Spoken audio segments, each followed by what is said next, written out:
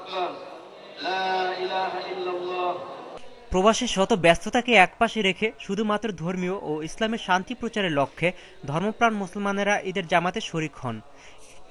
ইতালির রাজধানী রোমের বড় মসজিদ জাতীয় ঈদ উদযাপন কমিটির উদ্যোগে পিয়াজ্জা ভিত্তিরো পার্ক সংলগ্ন ভিত্তিরো মসজিদের উদ্যোগে কাঁচা বাজারের পেছনে তর্পিনাতারা পার্ক, মসজিদে মক্কি, মসজিদে কোবা, স্যান্তো শেরলে, লাউরেন্তিনা পার্ক সহ প্রায় ১৫টি স্থানে বর্ণ নির্ভেদাভেদে শিশু কিশোর নারী পুরুষ একসাথে ঈদের নামাজ আদায় করেন।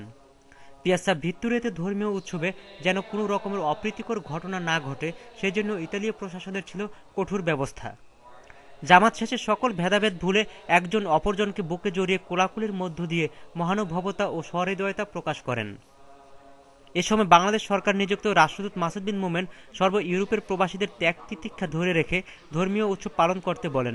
প্রবাসীরা যেন সকল হিংসা ভেদাভেদ ভুলে কাঁধে কাঁধ মিলিয়ে একই কাতারে আগামীতেও ঈদ উদযাপন করতে পারে তিনি সেই প্রত্যাশা ব্যক্ত করেন।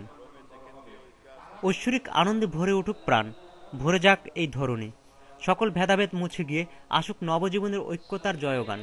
Shaon Ahmed, Bangla TV news, Rome, Italy.